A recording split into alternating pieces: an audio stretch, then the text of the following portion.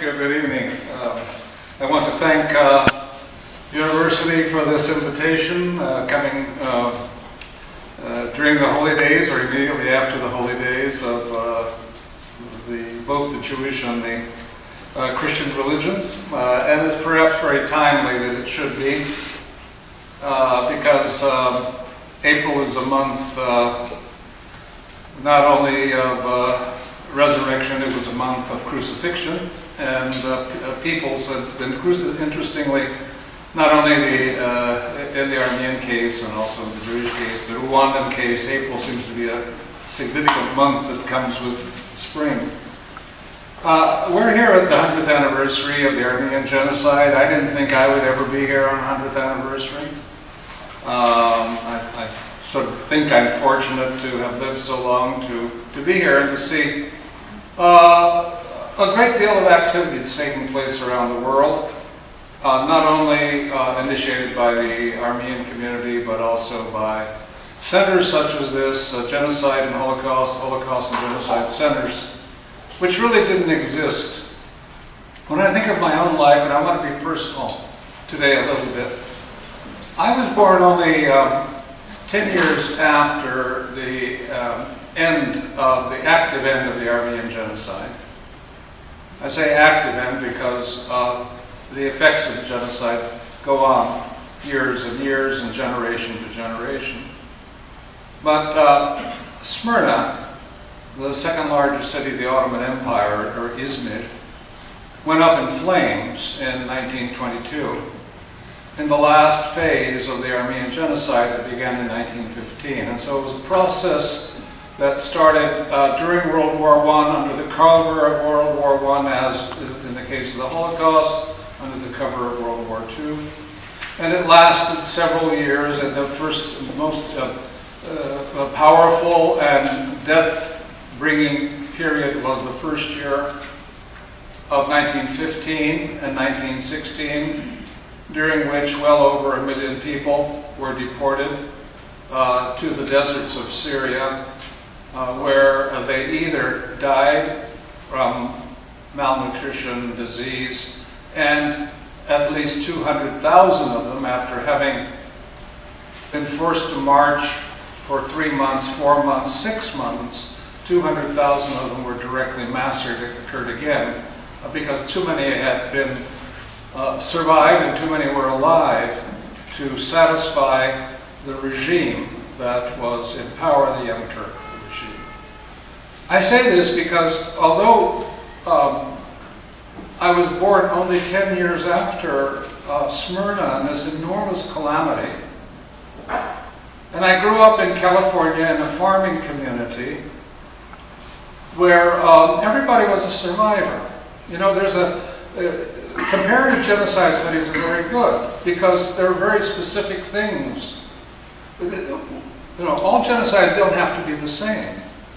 One need not compare the Armenian genocide with the Holocaust in every aspect, or vice versa.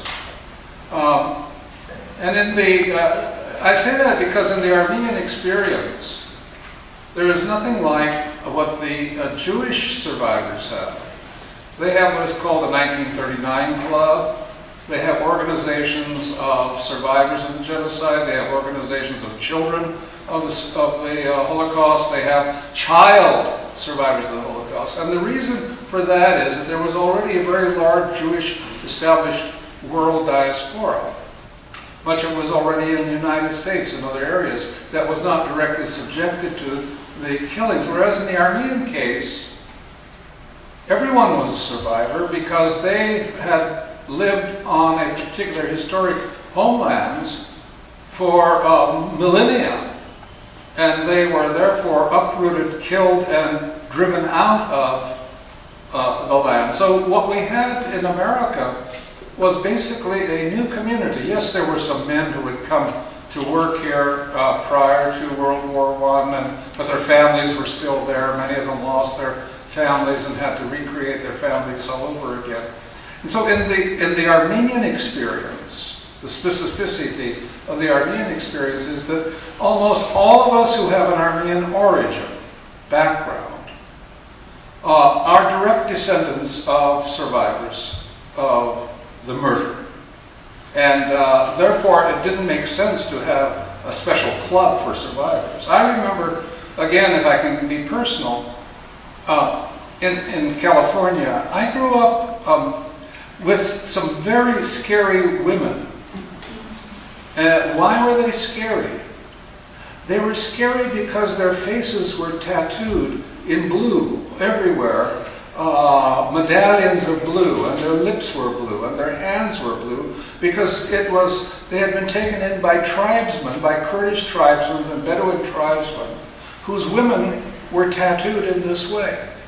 And some of them were tattooed late because the people who had abducted them to absorb them didn't want to give them up, and so they tried to disguise them by putting the tattoos of their tribes on these women.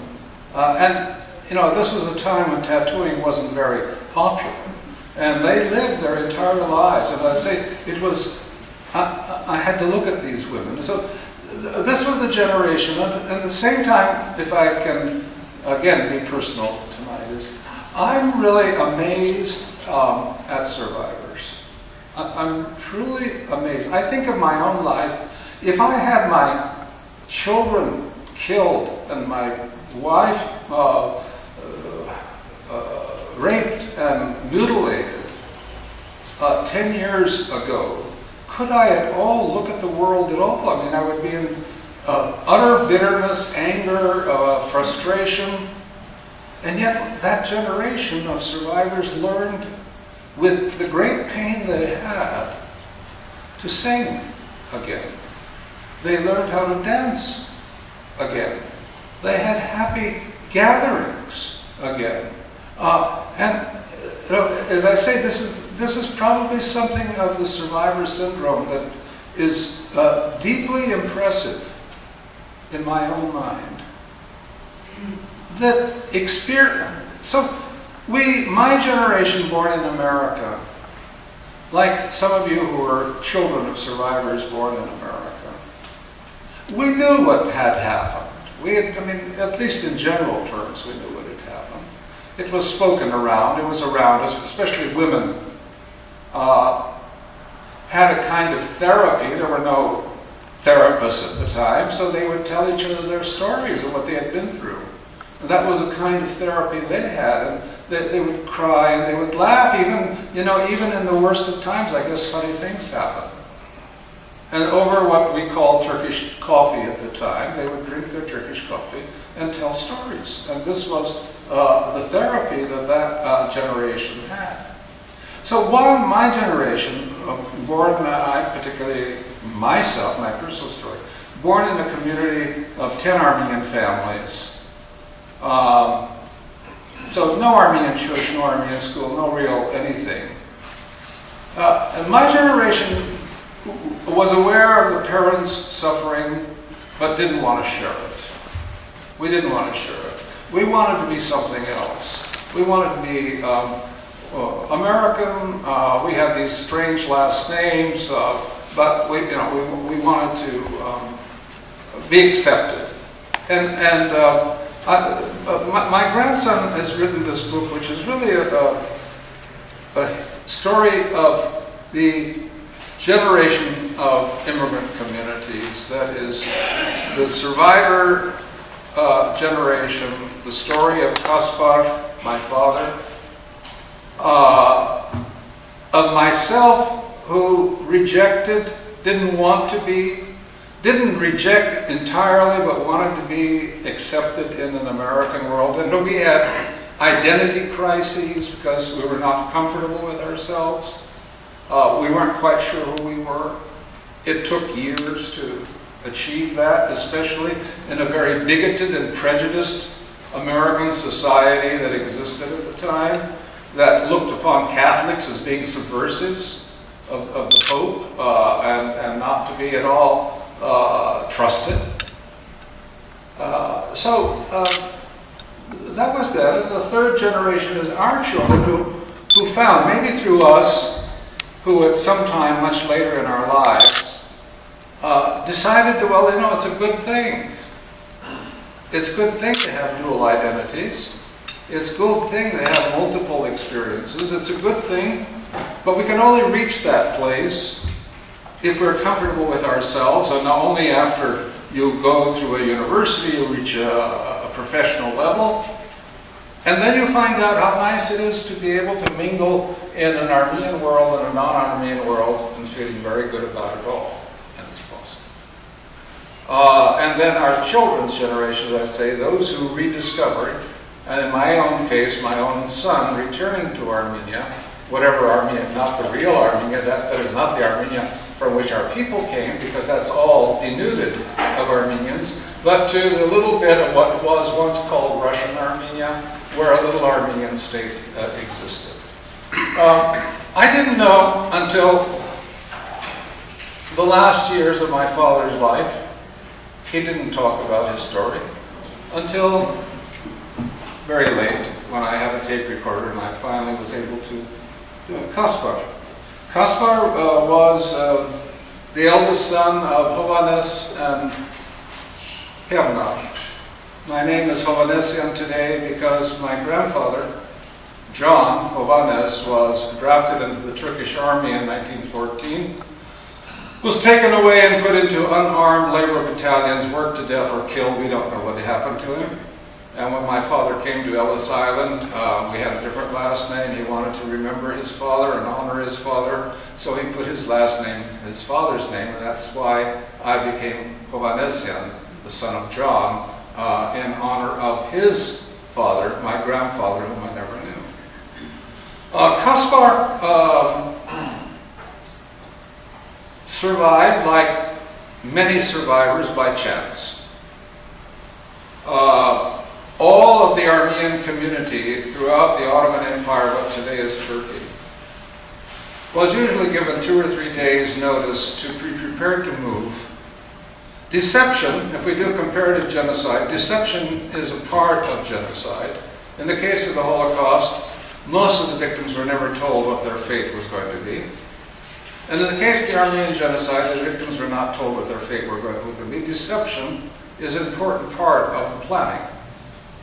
And so the Armenians are told it was a war zone, it was wartime, Russia was at war with them, Britain was against the Turks who were allied with Imperial Germany, and that they had to be relocated for their own good, not knowing that in fact what was going to happen is that they were soon to be segregated, most of the male population to be killed outright within a day or two of their homes, roped up, because the men are the potential defenders, and they're also in the minds of perpetrators.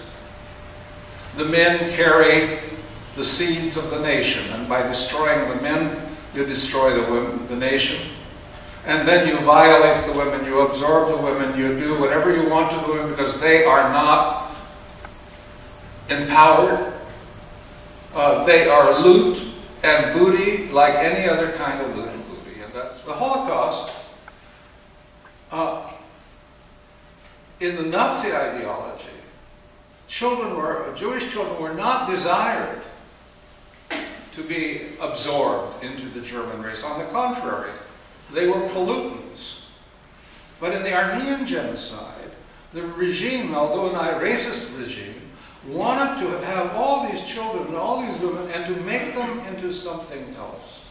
To take the Armenian children, to take the Armenian women, to give them new names, to give them a new religion, to make them forget who they were, and to enrich the new society that was being created on the basis of a racist ideology of creating one people, one nation, one modern state.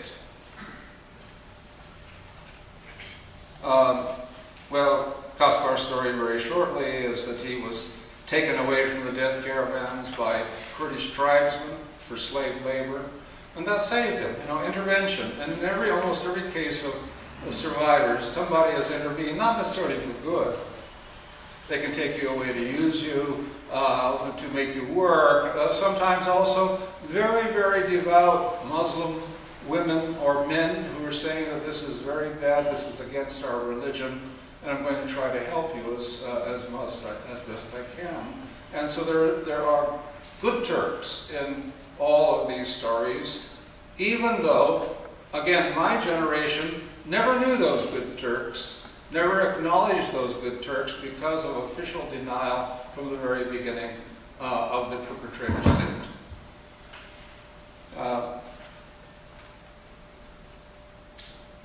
The policy of that perpetrator state, first the Young Turk government, and then the government of the Republic of Turkey that was headed by a heroic figure for the Turks, Mustafa Kemal, was to silence discussion of the Armenian genocide, not to even mount a huge campaign of denial in the first phases. I'm talking about in my early years. Their calculation was, of the Kemalist regime of Turkey, that if they could silence discussion of this event, that the survivor generation would soon pass from the scene. And then there would be my generation, who wouldn't care, who'd, you know, our parents could visualize their homes and streets and streams and woods and all, but we couldn't do that. Especially, again, a difference in the Armenian case, the only genocide of the 20th century, where the survivors were prevented legally and forcibly from ever returning to even see their homes. By law, all of Armenian goods and properties were confiscated as abandoned properties, even though they had been driven out and killed. And no Armenian from Dikranagert or Van or Mush or anywhere else could return to see his own home throughout most of the 20th century.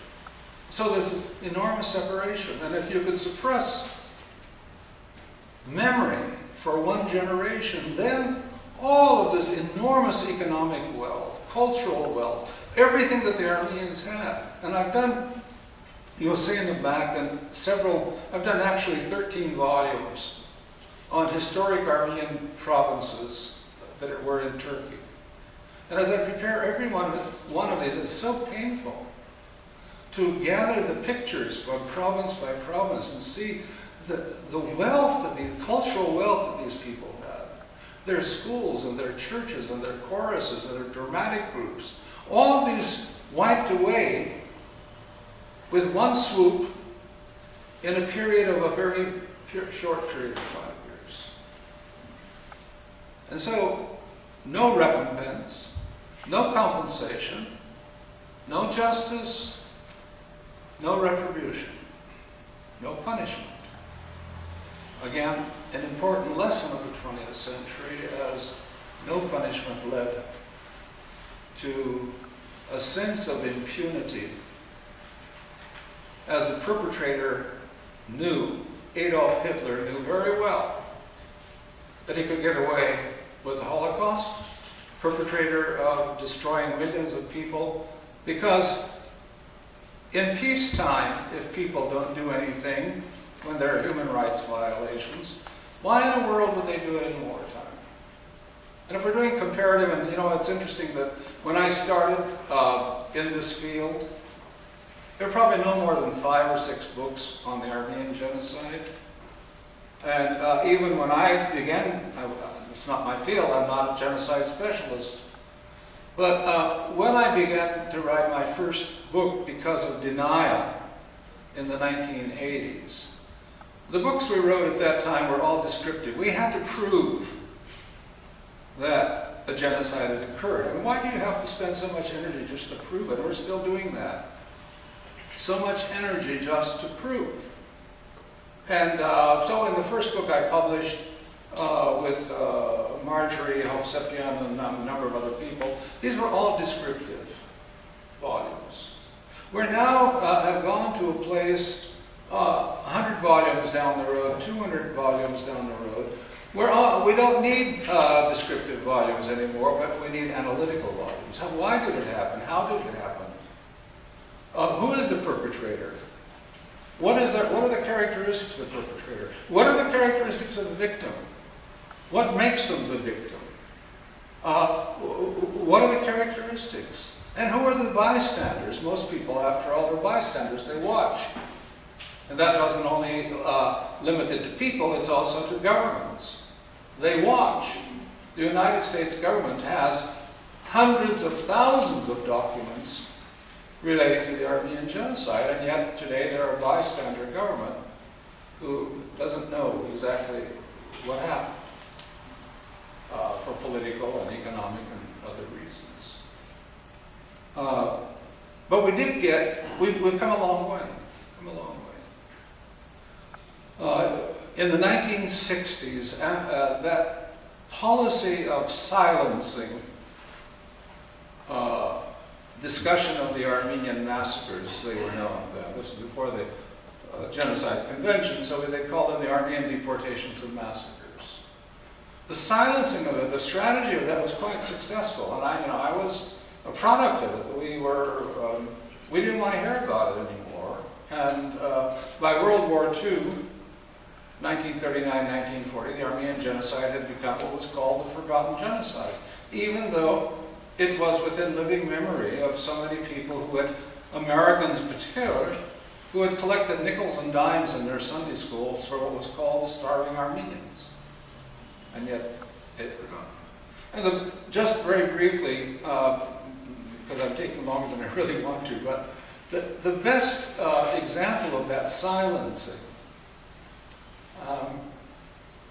we have Miss Apelian here who's done a book on Musadagh, daughter of Musadagh.